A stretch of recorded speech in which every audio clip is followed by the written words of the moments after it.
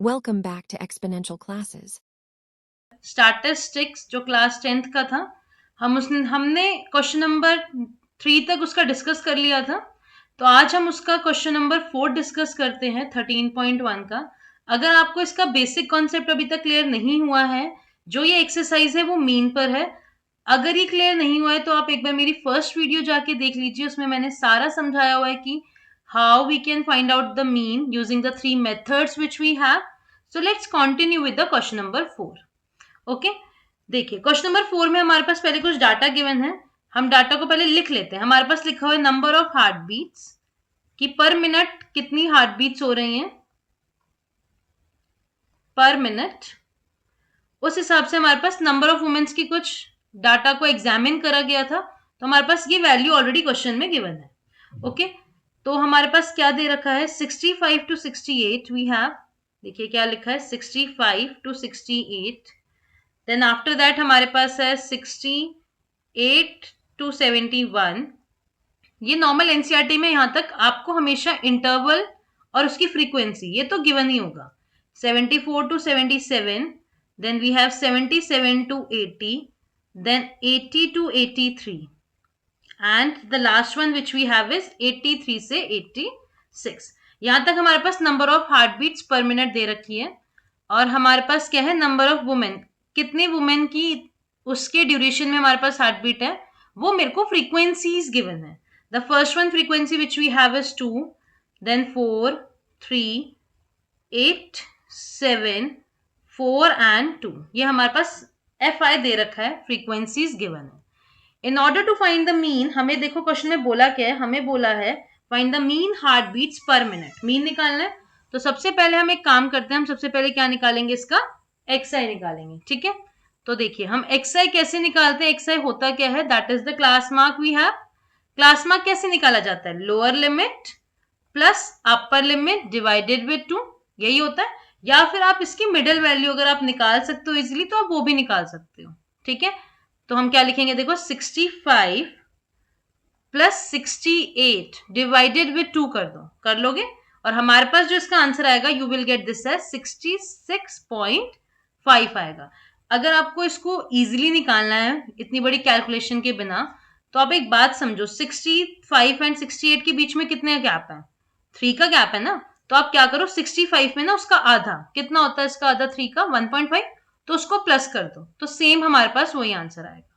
ठीक है, नेक्स्ट पे आ जाते हैं। देखिए नेक्स्ट क्या आ जाएगा हमारे पास, अगर मैं इसको करूंगी lower limit plus upper limit divided with 2 कर लीजिए, तो I will get this as 69.5।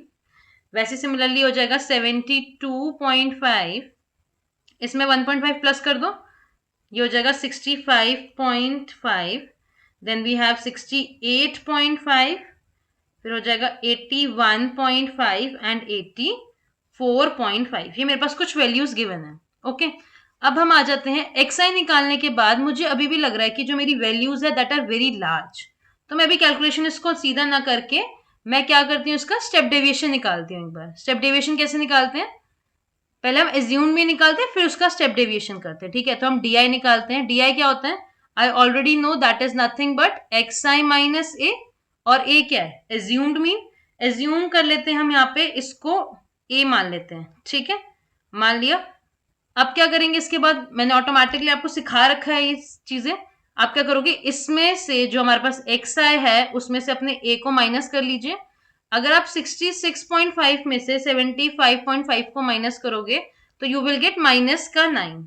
ठीक है, क्योंकि ये छोटा नंबर है और ये बड़ा नंबर है, तो आप छोटे नंबर में से बड़े नंबर को माइनस करते हो, you will always get this as in the negative form. ये हो गया। 72 में से 75.5 को माइनस करोगे तो कितना आ जाएगा, माइनस का 3, ये आ गया 0, then we have 3, then we have 6 and then we have 9। हो गया यहाँ तक। नेक्स्ट स्टेप, अभी भी मेरे को थोड़ी कैलकुलेशन लंबी लग रही है, तो हम क्या करते हैं, इसका स्टेप डेविएशन वाला केस निकालते हैं। क्या करना है, नथिंग, मेरे को यू आई कैसे निकलेगा, डी आई में डिवाइड कर दो एच को। एच कितना है, 3 दे रखा है ना, गैप होता है, तो what I will gate, I will gate -3 -2 -1 0 1 2 3। और मैंने आपको बताया था जब भी आप स्टेप डिविजन वाला केस करते हैं तो हमेशा जो आपने ए माना है वो तो 0 आएगा ही आएगा। यहाँ पर आपके नेगेटिव नंबर्स, यहाँ पर आपके पॉजिटिव इंटीजर्स कह सकते हैं आएंगे। ओके, अब क्या करना है हमें, what we have to do is, मेरे को एक तो इसका FI/UI भी निकालना है। FI/UI में एक बार यहां निकाल लेती हूँ, I don't have the space right now that much, तो हम यहां पर निकाल लेते हैं FI एंड UI। कैसे निकालेंगे, I will get this as minus का 6, पता है आपको ये और ये मल्टीप्लाई करना है, FI को UI से मल्टीप्लाई करेंगे, आई विल गेट -8, 3 टाइम्स -1 इज -3, ये तो हो गया 0, 7 times 1 is 7, 4 times 2 is 8 and ये आ गया 6। यहां तक क्लियर हो गया।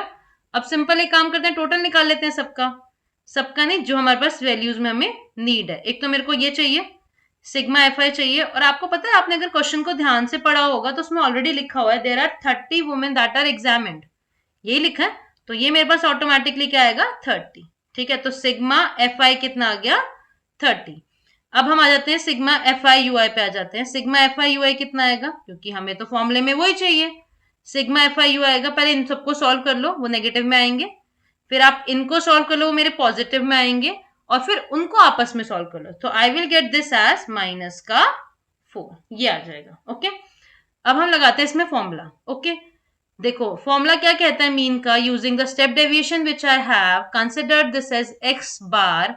फॉर्मूला क्या होता है, a प्लस h, यही होता है, सिग्मा FI/UI